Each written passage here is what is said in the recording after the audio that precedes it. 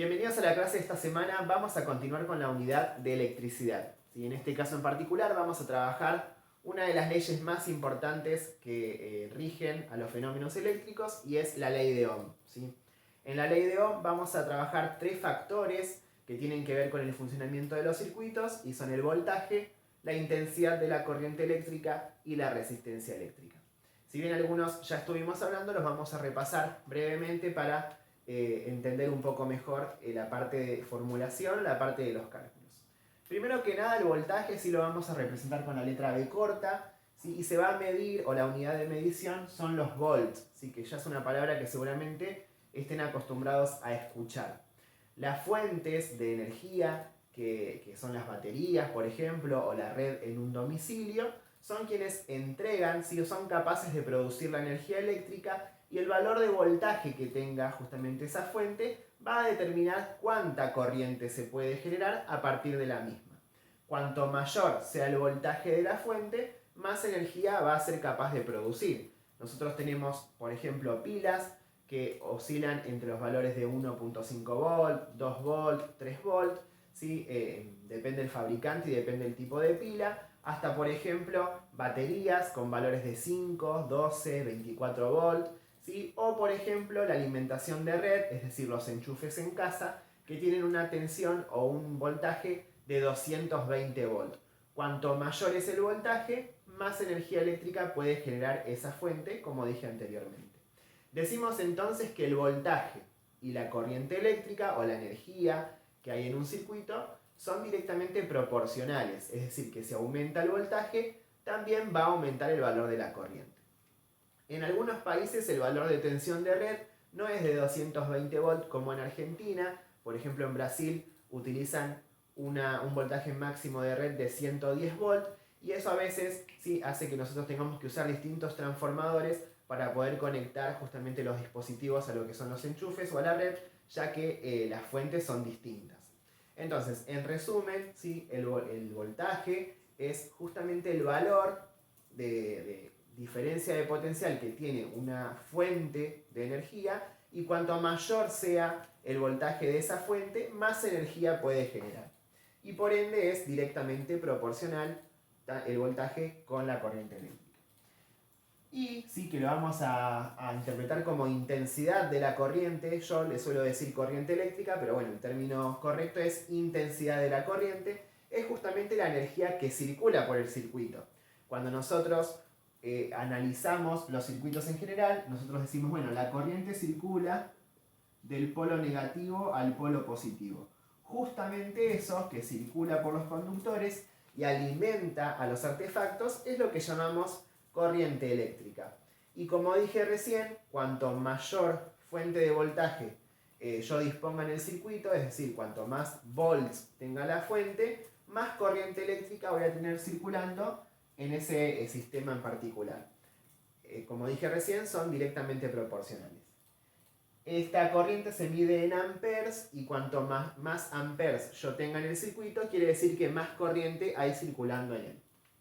Y finalmente resistencia, que ya lo estuvimos hablando en las clases anteriores, es un concepto que tiene que ver con aquellos componentes que frenan o hacen que la corriente en algunos lugares del circuito pueda ser más baja. Y en este caso vamos a hacer una distinción y vamos a decir que la resistencia es inversamente proporcional al voltaje y a la corriente. ¿Qué quiere decir? Que cuanto más alto sea el valor de la resistencia que yo tenga en el circuito, menos corriente circulando voy a tener, ¿sí? Recuerden que esas resistencias se miden en ohms, ¿sí? Y como dije recién, a mayor resistencia, menor corriente y menor voltaje, es decir, que son inversamente proporcionales. Bien, en cuanto a los cálculos, ¿sí? Hay un dibujo muy conocido, muy famoso, que relaciona estas tres variables y que me va a ayudar a mí a acordarme las fórmulas, ¿sí? Y es este dibujito que yo tengo acá. Recuerden que B hace referencia al voltaje o a la batería, y hace referencia a la cantidad de corriente que circula en el circuito o al amperaje, y R hace referencia a la resistencia, ¿sí? O a la cantidad de ohms que hay justamente en ese circuito en particular. ¿Cómo funciona este gráfico? De la siguiente forma. La línea divisoria entre I y R representa una multiplicación, y la línea divisoria entre B e I, B y R representa una división. Entonces, si yo, por ejemplo, quiero conocer el valor de la I, voy a tapar la I y voy a decir, tengo que hacer una división entre el voltaje y la resistencia para conocer el valor de la I. Si yo quiero conocer el valor de R, tapo la R y digo, bueno, para conocer su valor tengo que hacer una división entre el voltaje y la corriente. Y si yo quiero conocer la B, tapo la B y lo que tengo que hacer es una multiplicación entre la corriente y la resistencia. De ese análisis surgen estas tres fórmulas que ustedes igualmente se pueden anotar en la carpeta y que van a servir. La primera para calcular el voltaje, que es igual a la corriente por la resistencia. La segunda para averiguar la corriente, que es el voltaje sobre la resistencia. Y la última para averiguar la resistencia a partir del voltaje y de la corriente, aplicando también una división. Vamos a hacer un ejemplo ahora. Supongamos que yo tengo este circuito, que es un circuito en serie, que tiene dos resistencias, una que vale 1 ohm y la otra que vale 3 ohms, y tengo una batería de 24 volts. Y yo quiero conocer cuál es el valor de la corriente que circula en ese circuito. Entonces acá digo, bueno, el voltaje vale 24 volts. La resistencia total es muy fácil de hallar, porque como estamos en presencia de un circuito en serie, simplemente hay que sumar. Entonces, R1 más R2 me va a dar 4 ohms. Ahora, si yo quiero conocer la corriente, voy a tener que elegir la fórmula que me permita calcular la I. Si yo tapo la I, me queda entonces que el voltaje dividido la resistencia me va a dar el valor de la corriente. Entonces digo, I es igual a B sobre R.